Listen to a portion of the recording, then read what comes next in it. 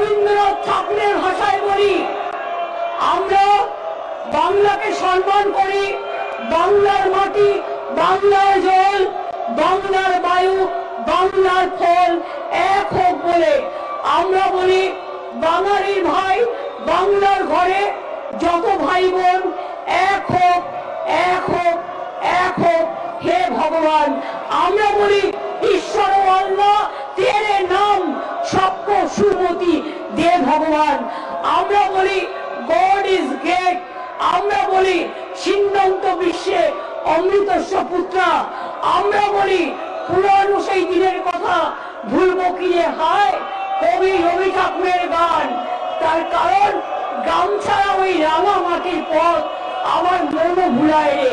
আর এরা হচ্ছে স্বাধীনতার পরে একটা পার্টি যাদের স্বাধীনতাতে কোনো কন্ট্রিবিউশন ছিল না। এরা হচ্ছে আজকে দেশের সবচেয়ে বড় ডাকাত, ডাকাতদের সর্দার, যারা আজকে কোটি কোটি টাকায় দেশটাকে বিক্রি করে দিচ্ছে, মানুষকে বিক্রি করে দিচ্ছে, আর লজ্জা করে না। এরা সাম্প্রদায়িকতা সুশ্রুতি দেয়, এরা মানুষে মানুষে ভাগাভাগি করে।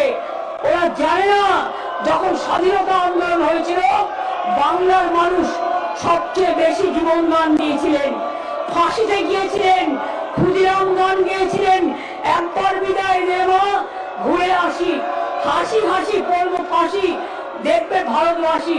আর সেদিন এই বিজেপির যারা লেজুর তারা ইংরেজদের কাছে দাসখত দিয়ে জেল থেকে বেরিয়ে এসেছিলেন। মনে রাখবেন মহাত্মা গান্ধী যখন স্লোগান দিয়েছিলেন করেঙ্গে ইয়ে মরেঙ্গে, এরা তখন ইংরেজদের সাথে মিলে ভারতবর্ষের বিশ্বাসঘাতকতা করেছিল। এরা বিশ্বাসঘাতক, এরা প্রতারক, এরা প্রবঞ্চক, এরা মানুষকে মানুষের কথা বলতে দেয় না। এটা বাংলা, সব জায়গায় মুখ বন্ধ করে দিতে পারেন, বাংলায় পারবেন না। যারা আজকে নির্বাচিত হয়েছেন আগামী দিন বিজেপি কেউ নির্বাচিত হবেন না। কোন মা ভাই বোনেরা